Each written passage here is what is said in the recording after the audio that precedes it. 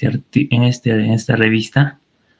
Eh, bueno, vamos a empezar hablando vamos a hacer una introducción a que la pitiriasis alba, también conocido como la pitiriasis streptogénica o pseudoleucoderma atípico, es un trastorno cutáneo común y benigno de la piel. Su nombre hace referencia a que es que viene de su aspecto clínico de pitira, que es la cáscara de cereales o salvado, y albus, que es blanco. Esta patología va a afectar al 1% de la población general, pero aproximadamente el 9.9% va a afectar, va a tener más prevalencia en pediátricos. Se va a hacer en diagnóstico en niños y en adolescentes. Ahora, a nivel mundial, va a tener una mayor prevalencia entre las edades de 3 a 16 años, y casi el 90% va a estar en menores de 12 años. Y también se ha hecho algunos estudios en los cuales se ha encontrado de que hay una alta prevalencia en algunos grupos, como por ejemplo en Egipto 18%, en Malí 20%. Su incidencia se va a estimar en un 1.9 al 5.2%. Más que todo, esta prevalencia va a predominar en fenotipos oscuros, mientras que en los fenotipos claros, por la falta de contraste pueden enmascarar las lesiones. Ahora, va a estar asociado casi en el 34%, va a estar asociado con pacientes que tengan dermatitis atópica o rinitis alérgica o asma. En estos pacientes atópicos se va a encontrar también, en caso de que sea de primer grado, familiares de primer grado, va a estar relacionada esta patología. En cuanto a la etiología, no se ha identificado la causa primaria. Sin embargo, hay varios estudios que se están haciendo y han encontrado algunos factores asociados a esta patología. El más común de estos es las personas con antecedentes de atopía. Esto puede, pero también también se puede presentar en pacientes que no atópicos, pero más que todo tienen bastante prevalencia, como ya hemos dicho, 34% en estos pacientes. Ahora, esto se debería a que va a haber esto sería como resultado de la hipopigmentación postinflamatoria residual por ejemplo, en una dermatitis atópica. Ahora, otros factores que están asociados son también la edad joven, vivir en zonas tropicales o subtropicales, fenotipos oscuros de piel, ¿no? Dermatitis atópica, como mencionamos, áreas fotoexpuestas, baños frecuentes, exfoliación mecánica y deficiencia de hierro. Acá podemos también ver otros factores de riesgo. En cuanto a la etiopatogenia, más o menos, como no sabemos la causa exacta, pero en caso, por ejemplo, de una piel seca, esto puede estar asociado. Y también cuando hay una exposición excesiva a la luz solar, ¿qué es lo que va a pasar? Entonces va a haber en la capa córnea va a haber alteraciones morfológicas y funcionales. Y esto va a estar relacionado con la humedad, ¿no? Por eso los pacientes que tienen la cerosis, la piel seca, van a presentar también. Y la excesiva exposición a la luz solar, y también otros como el mal higiene corporal o la falta de limpieza nasal e hidratación.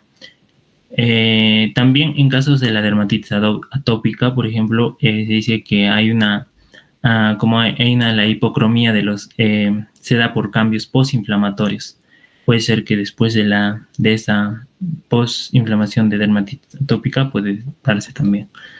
Ahora, en cuanto a la clínica y el diagnóstico, la clínica va a ser, el diagnóstico va a ser clínico. Entonces nosotros lo que vamos a poder ver esas son estas manchas hipocrómicas que van a descamar. Pueden medir de 0,5 hasta 2 centímetros. Y pueden ser únicas o múltiples. Y también vamos a tener que ver también los antecedentes, ¿no? Si ha tenido dermatitis atópica o algún otro, ¿no? Antecedentes de exposición al sol. Todo.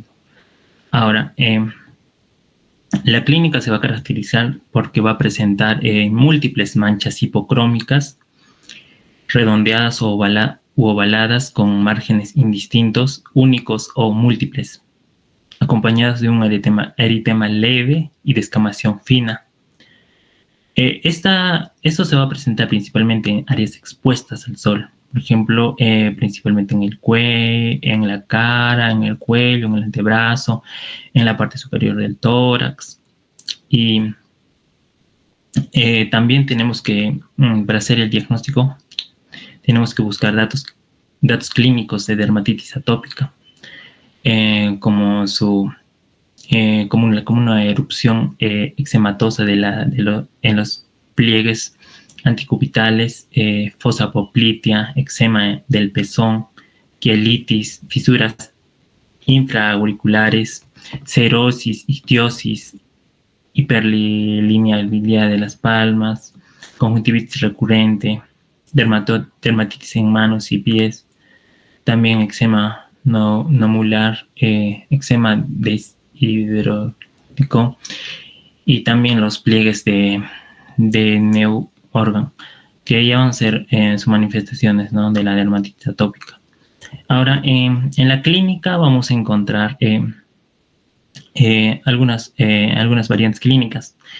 La más frecuente es la variante clásica o endémica, y las poco frecuentes son la extensa o idiopática y la pigmentaria. En cuanto a la clásica, se va a caracterizar porque va a presentar lesiones múltiples, manchas hipocrómicas con escama fina, bien definidas, de 0,5 a 2 centímetros de diámetro. Esto se va a presentar en escolares y va a tener la misma relación entre varones y mujeres. Ahora, su localización más frecuente va a ser a nivel facial, perioral y también en las mejillas. Es la más común y bueno, esta enfermedad se va a autolimitar en la mayoría de los casos, se va a autolimitar, pero la resolución puede durar un año. La mayoría de estos tienen una buena respuesta al tratamiento.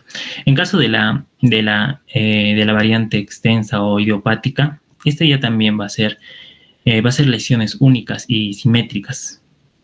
Van a tener mayor de 2 centímetros de diámetro.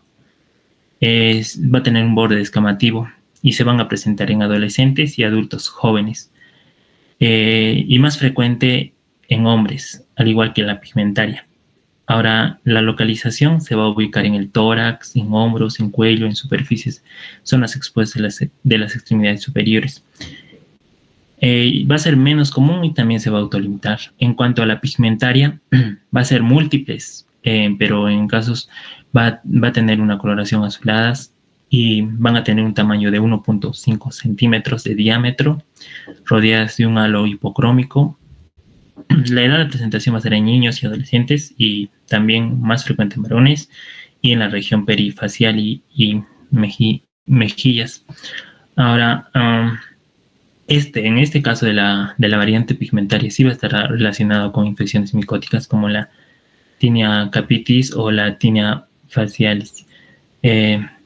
Bueno, y va a tener una respuesta de tratamiento buena. Ahora, en cuanto al tratamiento, vamos a tener objetivos en el tratamiento.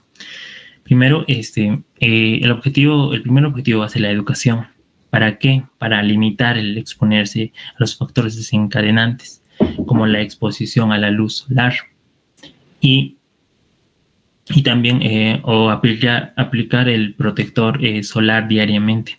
Cada 4 a 12 horas se le va a recomendar. Y en caso de tratamiento médico, en estos casos se le va a recomendar, por ejemplo, esteroides tópicos de baja potencia. Y también algunos como cremas o ungüentos de hidrocortisona al 1%. Esto para reducir la eritema y el prurito y acelerar la repigmentación. Pero esto debe usarse con mesura, no exagerar. En caso del otro sería emolientes suaves, como la vaselina o cremas que van a reducir la descamación y van a restablecer la barrera cutánea.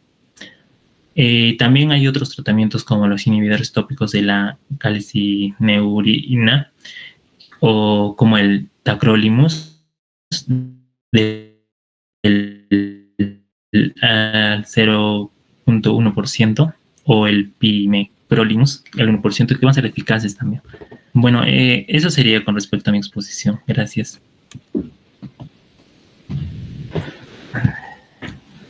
Bien, a ver, vamos a hacer una pregunta, si están atentos, mis compañeros.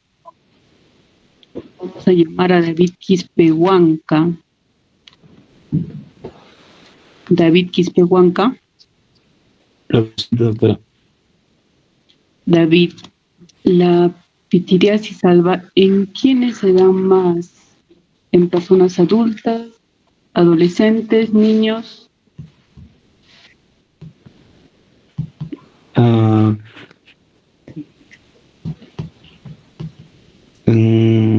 En niños, adolescentes, mencionó, no recuerdo.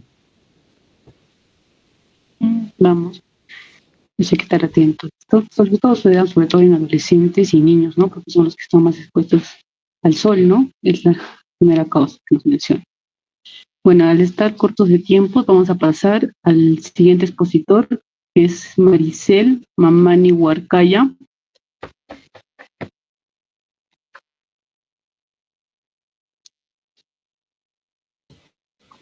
Maricel, muy bien.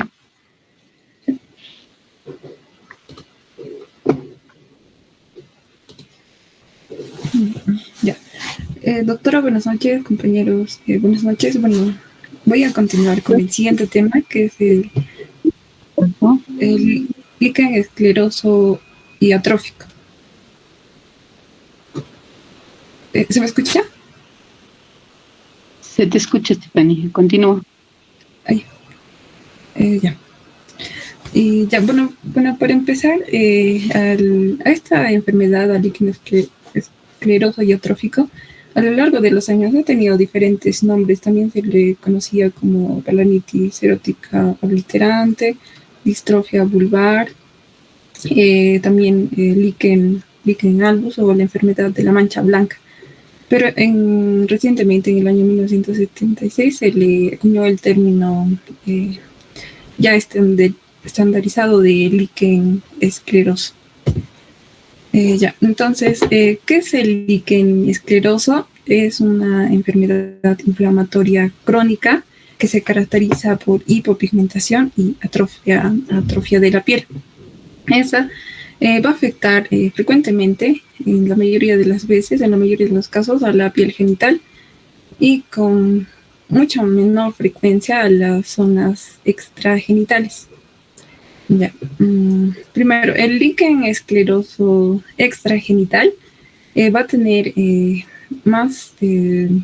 va a afectar mayormente o va a preferir las zonas de la espalda alta, el cuello y los hombros. Ese tipo de líquen primero inicia aparece como un eritema, luego se forman váculas blancas, lisas, estas son brillantes, y estas van a evolucionar para formar placas rugosas atróficas y de aspecto de papel de cigarrillo, como se observa en la imagen inferior.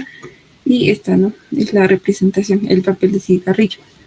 Para la incidencia del líquen escleroso extragenital, como yo mencioné, es menor, es de un 6%, En cambio, el líquen escleroso genital es del 94% de los casos. Ahora, ¿cómo se presenta el líquen escleroso genital? Al inicio se forman placas blanquecinas induradas. Estas se pueden presentar también o van a estar asociadas a prurito, dispareunia o disuria. Algunos casos también se asocia, ¿no?, la alteración en la defecación. Y en mujeres, una complicación va a ser la estenosis del introito, y también se menciona una fusión de los labios menores. Y en los hombres va a afectar el glande y el prepucio. Y la complicación va a ser el dolor y la fimosis. Ya.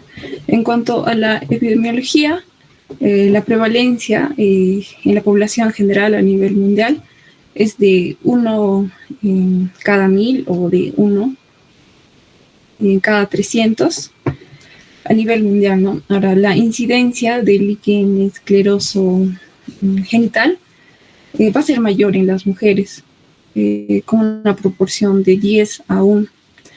Pero se puede presentar a cualquier edad, y el pico en las niñas va a ser de 8 a 13 años, y en las posmenopáusicas en la sexta a quinta década, con una edad media de presentación en las mujeres de 52 a 60 años. En los varones se presenta más temprano, a los 49 a 50 años. Ahora, el riesgo, la importancia del estudio del líquen escleroso va a ser que esta tiene un riesgo de evolución hacia el carcinoma escamoso. En el caso de las mujeres, puede evolucionar a un carcinoma escamoso vulvar en 4 a un 5%, y en los varones a un carcinoma escamoso de pene en un 2 a un 5%, 50% en los que no están circuncidados. Ya. En cuanto a la etiopatogenia, de manera resumida en este cuadro, van a implicar diferentes factores, dentro de ellos los inmunológicos, genéticos, infecciosos y físicos. Bueno, a grandes rasgos, el infiltrado linfoide, se va a presentar debido a los linfocitos T. Los linfocitos T nos dice que van a dañar a la capa basal de las células de la piel, y también van a destruir el colágeno tipo 4 y tipo 7. Ahora, también va a estar asociado a enfermedades autoinmunes, por ejemplo, el vitiligo, la tiroiditis, o la diabetes mellitus, o la anemia perniciosa. Ahora, también anticuerpos órganos específicos, como por ejemplo los antitiroideos o los antinucleares. Ahora, en cuanto a los factores genéticos, van a estar involucrados múltiples genes, según sea, ¿no?, la aparición de la enfermedad, puede ser de inicio precoz, de tardío. Van a ser también diferentes los genes en los hombres o en las mujeres. Estos genes van a estar relacionados, ¿no?, con la regulación de los linfocitos T. Ahora, en cuanto a factores infecciosos, se ha estudiado que la Borrelia burgdorferi, la Epstein-Barr o la hepatitis C, o incluso el virus de papiloma humana también están involucrados. Este último también está involucrado, ¿no?, con el carcinoma escamoso. Ahora, también se mencionan factores físicos, por ejemplo, los áreas de trauma, ya sea por quemaduras orales, cirugías o zonas de roce. El factor hormonal también está presente en las mujeres, se debe a un incremento de los estrógenos, y en los varones a un incremento de los andrógenos. Ahora, en cuanto a las manifestaciones clínicas, en sus diferentes formas, ¿no? En el líquen escleroso extragenital, al inicio este va a aparecer como pápulas de coloración blanco azulada. Estos posteriormente van a evolucionar, ¿no?, a placas de aspecto brillante, que con el tiempo no se van a parecer al papel de cigarrillo o al papel de celofán arrugado, ¿no?, como se puede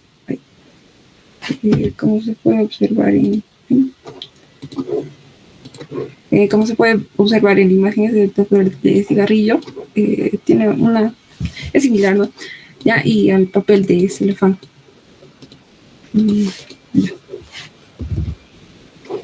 Ya. Ahora, va a preferir la forma extragenital al tronco, al cuello y los hombros, las axilas y los brazos. Pero en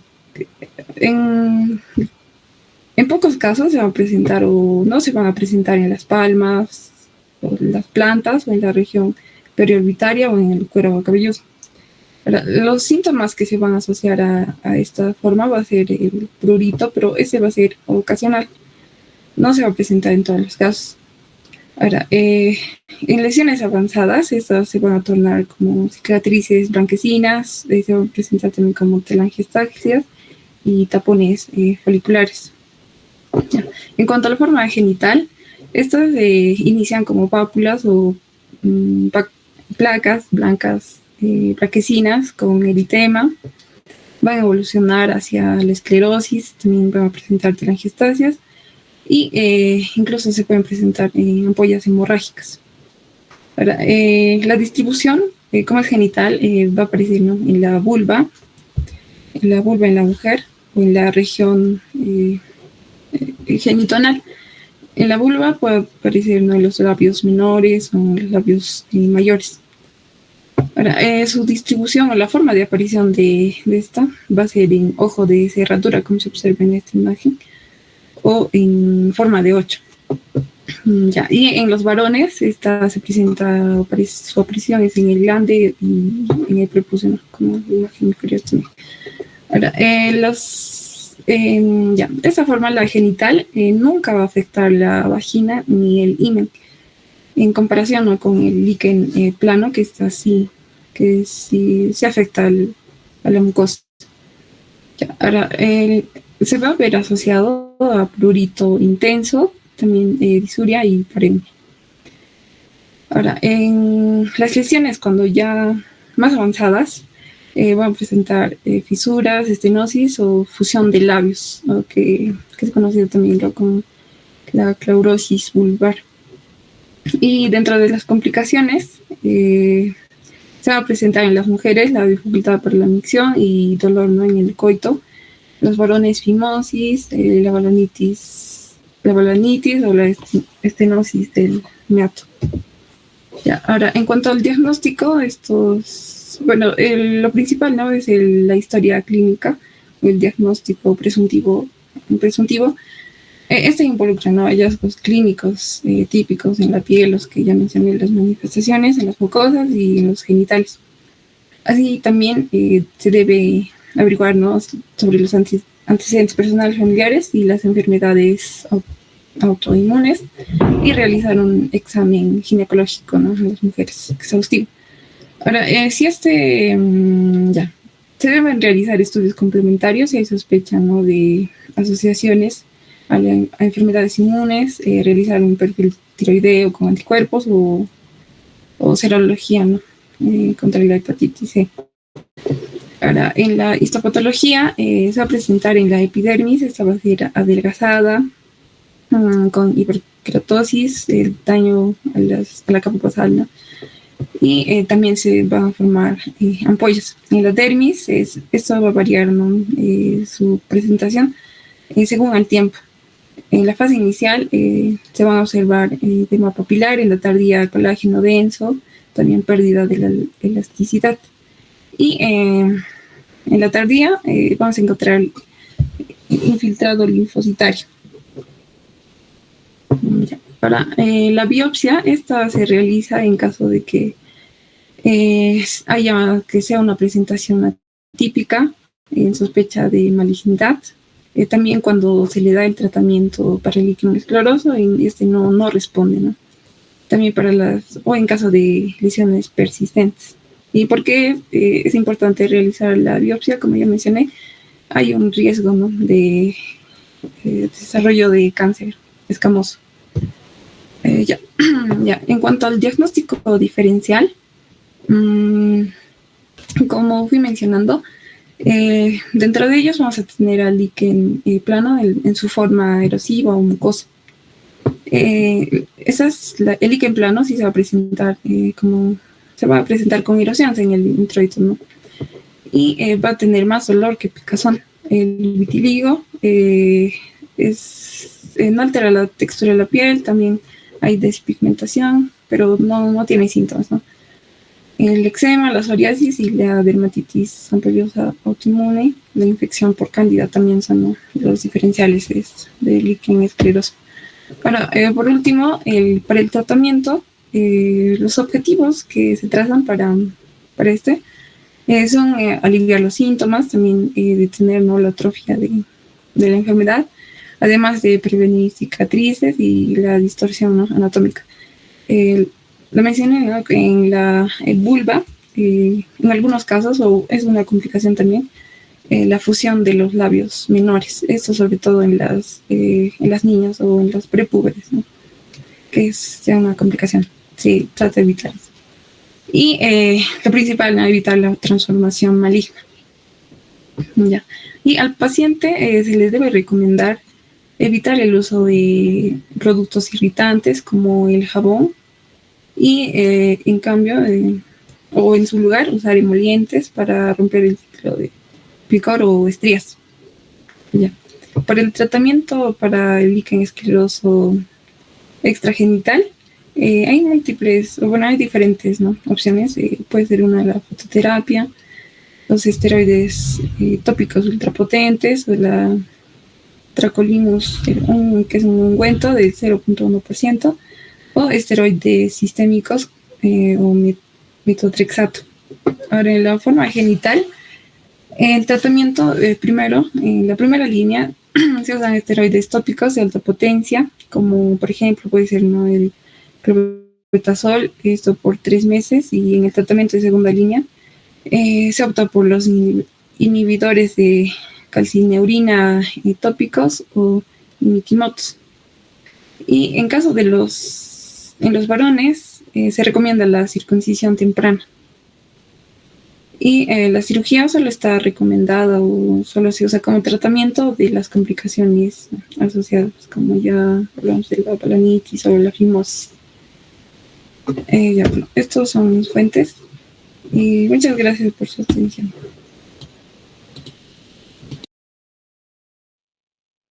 Muy bien, Maricel. Pues no es el tiempo que estamos muy cortos. Vamos a presentarse con la siguiente exposición del Ronnie. Sí, doctora. Voy a presentar. Igual que tus otros compañeros, tienes 10 minutos. Ya, doctora, gracias. Bueno,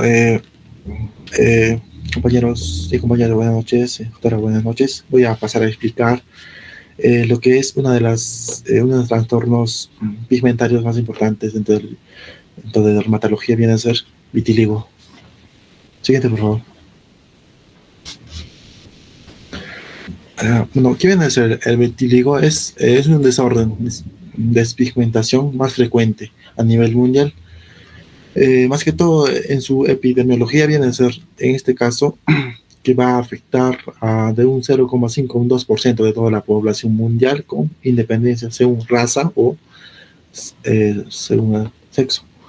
Ahora vamos a ver, de esos, el 50% de los casos aparece antes de los 20 años. También se ha visto que el 30% tiene antecedentes familiares de vitiligo. El resto, el desarrollo de vitiligo es de un 6%, un familiar, en este caso, cercano de que haya tenido, en este caso, un familiar de primer grado. Siguiente, por favor. Ahora, en la etiología se ha visto, en este caso, varios postulados, la causa de esta enfermedad, de los cuales la mayoría no mencionan un origen claro. Por eso se maneja entre estos varios causales. Por ejemplo, tenemos el factor, en este caso, genético, que dice que hay genes que están inmiscuidos en lo que es en esta enfermedad. Tenemos genes TBWCR, OCA, MC1R, que en este caso participa al inicio de la enfermedad. Ahora vamos a ver también otro factor que es el estrés oxidativo. Aquí más que todo va a haber, en este caso, una interacción entre el melanocito vulnerable y el medio ambiente. Lo que va a aumentar es la producción de especies reactivas de oxígeno y va a inducir el estrés oxidativo y la destrucción celular. Tenemos también lo que es el factor ambiental, que es en este caso la exposición de la piel a ciertos compuestos químicos como el monobenziléter de hidroquinona, que es en este caso tintes de cabello de pintura. También tenemos en este caso, más que todo va a dar susceptibilidad al trauma o fricción antes de la aparición del vitíligo, lo que se conoce en esto como el fenómeno de Weber. Tenemos también lo que es la inmunidad. Aquí va a participar lo que es la genética y el estrés, que van a conducir a la reacción inflamatoria local y la activación de procesos inmunológicos, y lo que va a desencadenar en este caso reclutamiento de células NK, y va a dar la liberación de moléculas proinflamatorios. También se habla de lo que es el estrés químico, que hace que los melanocitos van a secretar exosomas y van a activar las células dendríticas, y en consecuencia van a activar lo que es las células CD8, que van a implicar en la destrucción de las células y por ende a la destrucción de los melanocitos. Siguiente, por favor. En su fisiopatología tenemos, primero, va a haber un ataque inmunológico, ya sea genético, factores de riesgo que habíamos hablado. Por ende, va a haber, en este caso, pérdida de los melanocitos en la capa basal.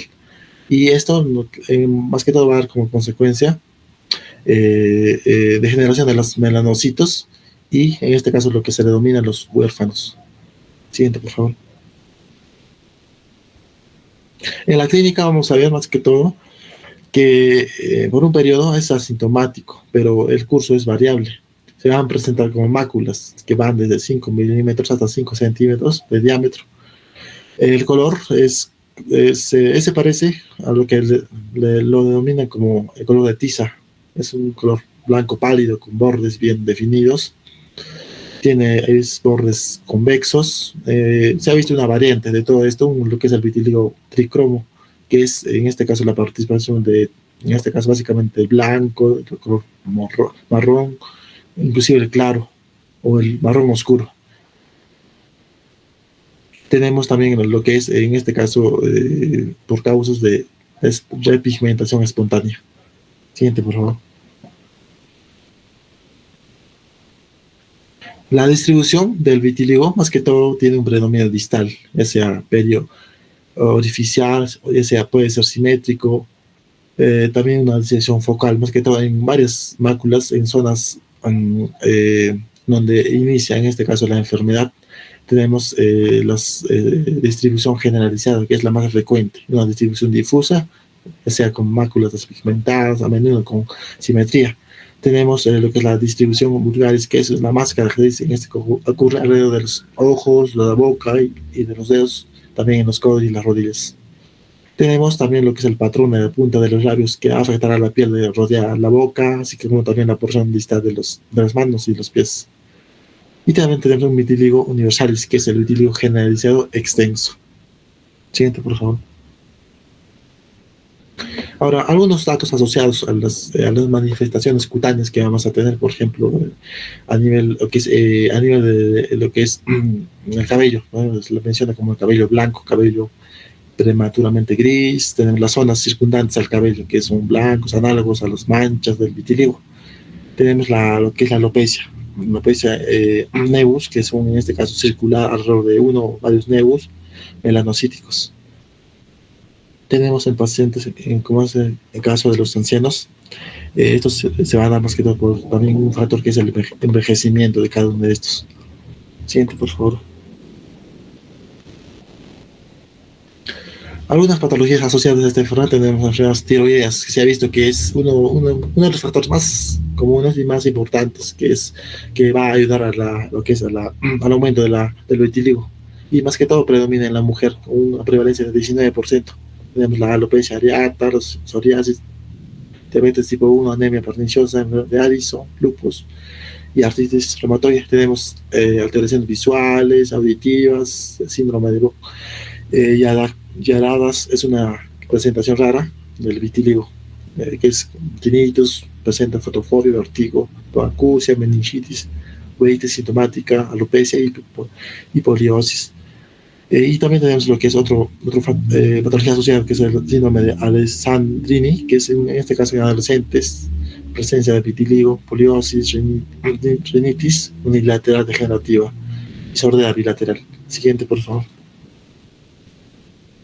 En su diagnóstico vamos a ver primeramente la clínica. En la clínica se va a presentar en este caso el inicio de la enfermedad, ya sea en este caso según la estabilidad o la rapidez de la progresión, según el área que va a participar, ya sea genital o zonas, en este caso, o factores que van a desencadenar. Tenemos lo que es la prueba, en este caso la lámpara de Wood o la luz negra, que nos va a identificar las manchas de vitiligo en pieles muy claras. Tenemos en este caso la confirmación histológica por biopsia, en este caso los melanocitos residuales en pocos gránulos de melanina en el borde de las máculas de la epidermis. Tenemos la microscopía electrónica, que en este caso se va a detectar, en este caso, ante la falla de melanocitos o melanosomas dentro de los que eran tinocitos. Tenemos estudios adicionales como el hemograma, glicemia, ayuna, niveles de vitamina D, B12, TSH, T4 libre, anticuerpos, antitiroideos. Y bueno, lo que es el último, el control oftalmológico y auditivo también es un factor importante para el diagnóstico del vitiligo. Siguiente, por favor. Y para el tratamiento vamos a ver que está clasificado en tres categorías, por ejemplo, los protectores solares, el maquillaje cosmético y las que van a ayudar a detener la enfermedad. En los protectores solares más que nada van a tener dos objetivos, que es proteger la piel afectada a la reacción y también limitar el bronceado de la piel con una pigmentación normal. Tenemos el maquillaje, que más que todo va a ocultar las manchas blancas de manera que el vitiligo no sea tan evidente. Y por último, lo que es la detención detención de la enfermedad, tenemos más que todo esteroides sistemáticos, como es el caso de en este caso esteroides de bajas dosis, como por vía oral, que son el prednisolona, será como 1.3 miligramos por kilogramo por día, por 2 meses. Y también tenemos en altas dosis vía intravenosa, que es el metilprednisona, de 8 miligramos por kilogramo por día durante 3 días consecutivos. Bueno, eso viene a ser todo, doctor. Eso viene a ser todo. Muchas gracias. Muy bien, Ronnie. A ver, el siguiente expositor va a ser Yajaira Mamani, con el tema de félices y otras pigmentaciones.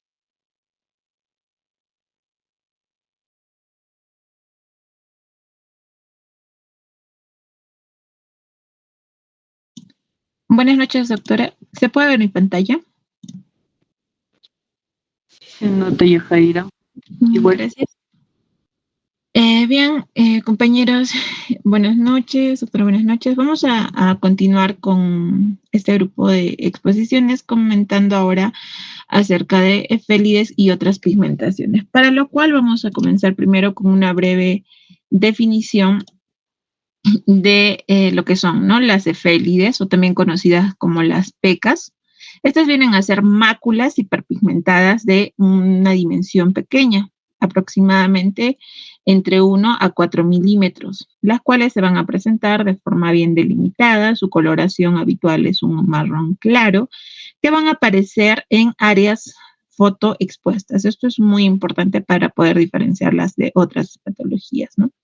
Aparecen en la infancia y se intensifican con el sol. Características importantes que tenemos que tener en cuenta es que no son congénitas, son típicas de personas con fototipos 1 o 2, cabello rubio o pelirrojo, y vienen a ser lesiones benignas, además de que estas mismas no van a evolucionar a malignas, ¿no? Por otro lado, se presentan con mayor frecuencia en la cara, dorso de manos, brazos y tronco superior. Ahora, si hablamos acerca de la etiología, vamos a tener en cuenta de que a nivel genético se han realizado varios estudios donde se ha obtenido que la variable genética más importante para este tipo de lesiones es el gen MC1R, melanocortin 1 receptor, el cual va a estar implicado en la regulación de la melanogénesis. Por otro lado, también otro factor muy importante es la exposición solar, que se considera el principal desencadenante. Y de igual forma algunos factores raciales, ¿no? Se mencionan algunas bibliografías que tienen mayor incidencia en poblaciones con piel más clara. Respecto a la fisiopatología, estas lesiones van a presentar aumento de la melanina epidérmica sin proliferación de los melanocitos. Entonces, cuando hay una activación solar, lo que va a provocar es un aumento o estímulo de los melanocitos, que por ende conlleva una mayor transferencia de melanosomas o de a queratinocitos, ¿no? Histológicamente, ¿qué es lo que se va a llegar a observar? Si bien es cierto, la epidermis va a estar normal, los melanocitos también van a estar normales, pero los melanosomas van a estar mucho más grandes y abundantes.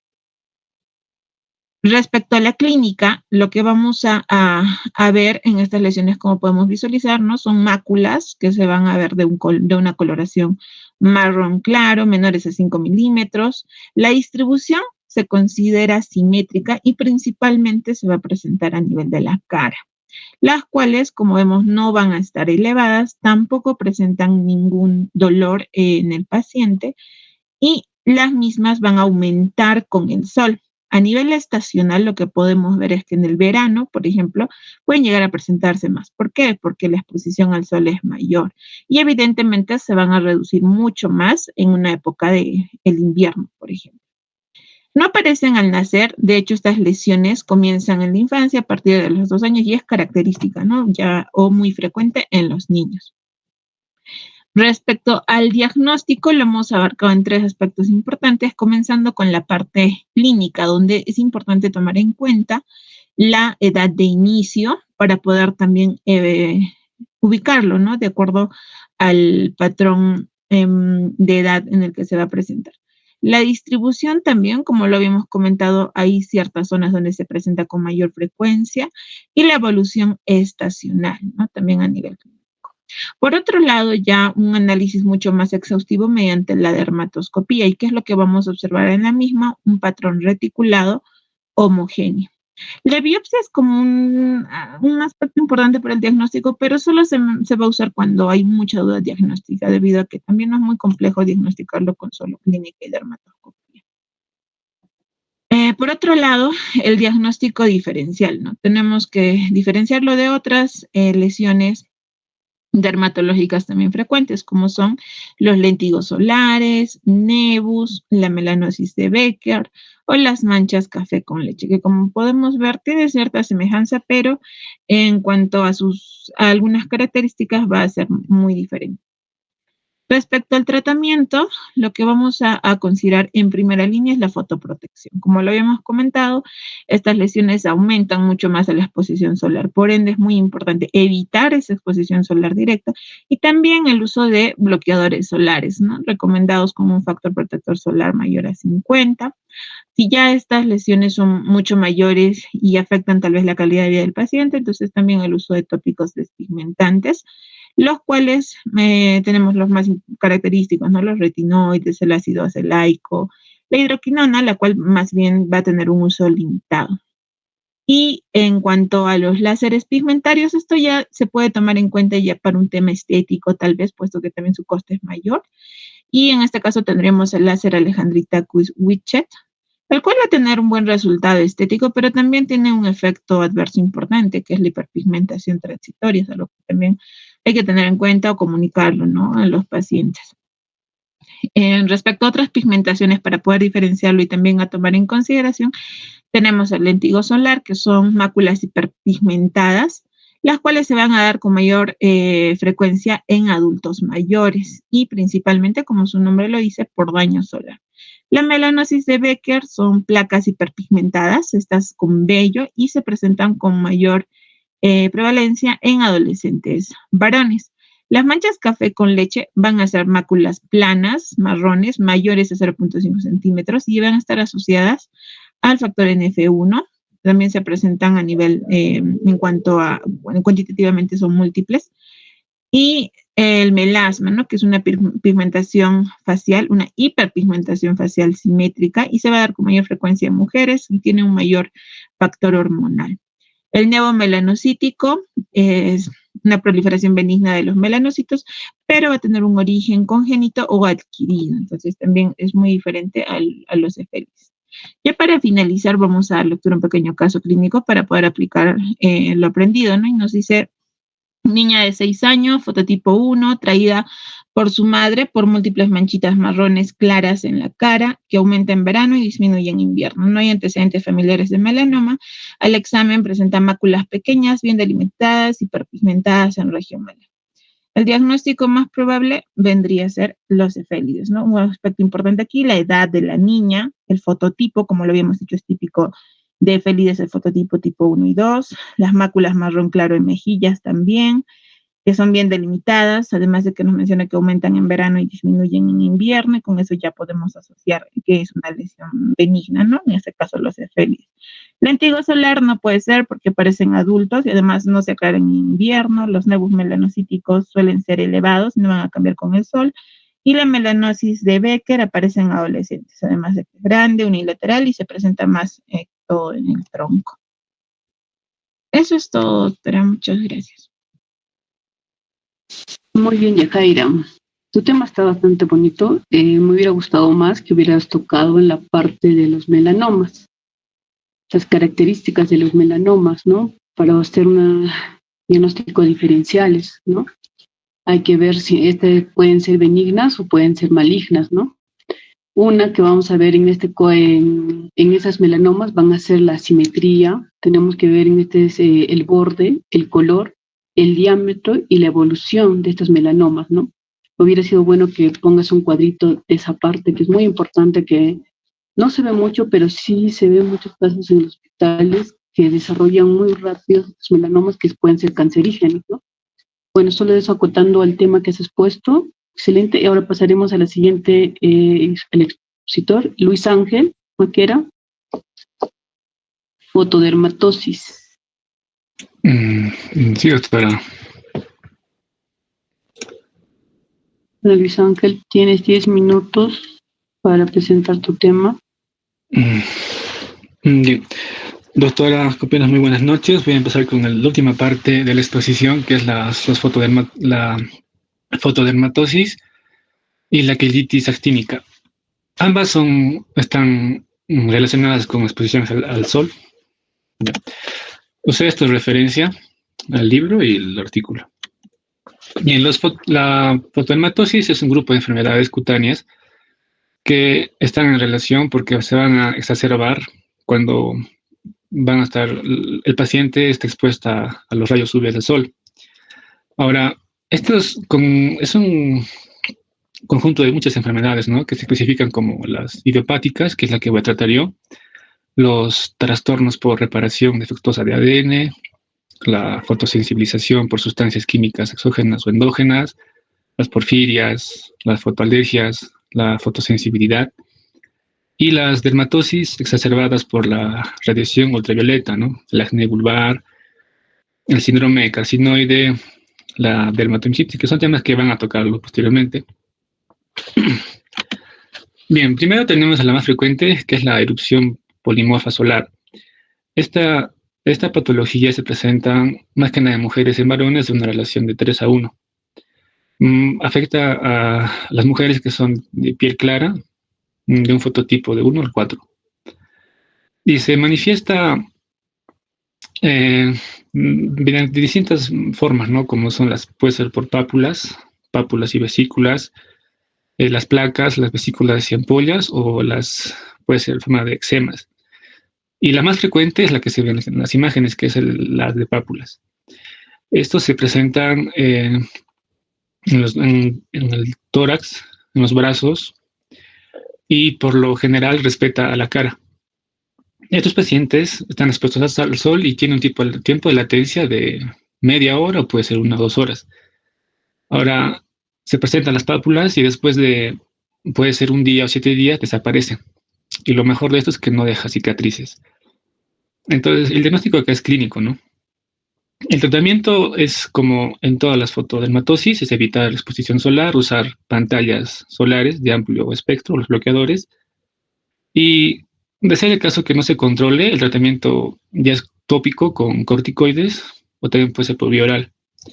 Otras alternativas también pueden ser los antipalúdicos, como es la hidroxicloroquina, la talidomida, los betacarotenos y la nicotinamida. Luego tenemos el prurito actínico. Esta enfermedad es característica de las niñas antes de los 10 años, más que nada en niñas que en niños. Se presenta en las mujeres, bueno, en las niñas que están a 1500 metros sobre el nivel del mar, que sean por lo general también indígenas o mestizas. Entonces, en estos casos, como se ve en la imagen, se presenta como eritema, pápula, las costras hemáticas, las erupciones y la liquenificación.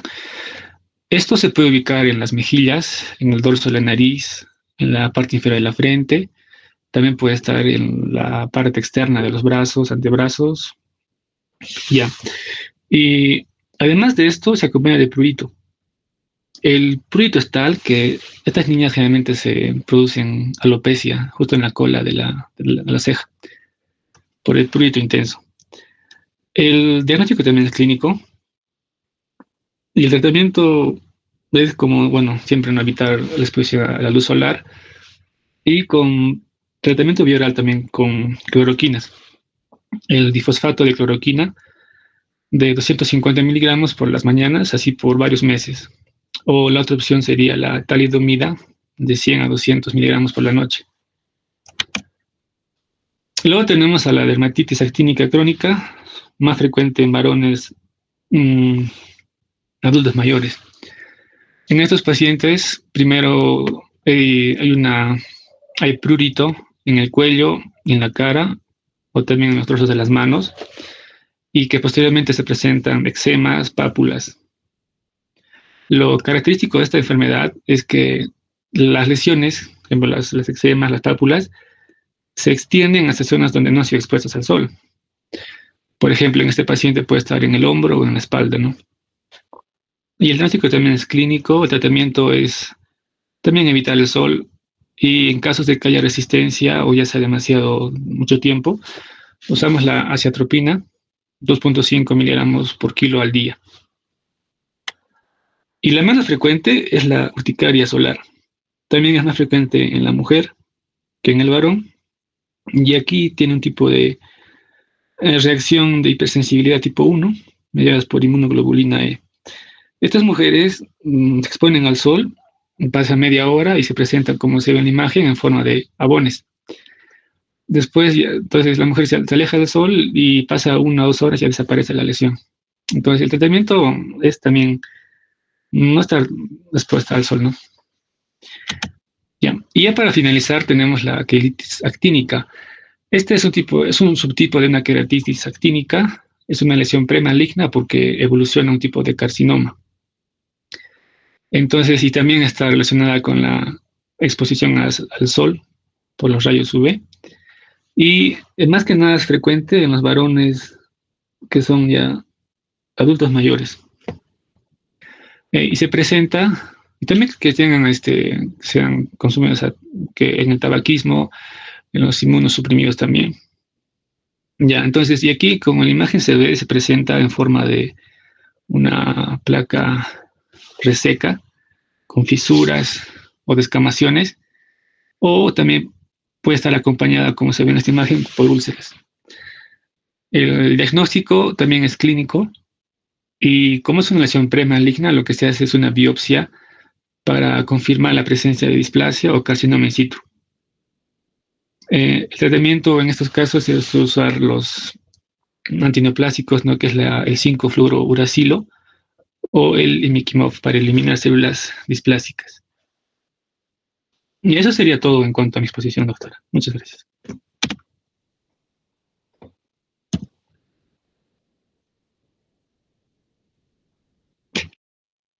Bueno, excelente, Liz. Bueno, chicos, solamente para hacerles recuerdo que estas patologías dermatológicas se ven en una población muy baja, ¿no? Y además tienen que recordar que la mayoría de los tratamientos en estos pacientes van a ser corticoides, como lo mencionan sus compañeros, ¿no? Y con la dosis de corticoides hay que tener en cuenta, pues no es que como administrar endovenoso, pero poco a poco el cuerpo va asimilando esa cantidad de corticoides que pueden tener efectos adversos en un futuro para el paciente, ¿no? Sobre todo para los niños, ¿no? Bueno, chicos, por hoy damos creo, por concluido los temas de exposición. Yo le voy a pasar la asistencia al doctor Terán. Más bien, gracias por sus presentaciones. Más bien, solo se les recuerdo que las exposiciones, las presentaciones y las diapositivas tienen que ser la menor cantidad de letras, ¿no? Algunos que han puesto bastantes letras, mucho contenido, puras letras, ¿no? O sea, tratan de sacar lo más posible en un resumen y expongan de lo que sea más entendible y más sacarle para que les puedan servir para ustedes, ¿no? Bueno, chicos, damos por concluida la actividad del día de hoy. Buenas noches. Buenas noches, doctora.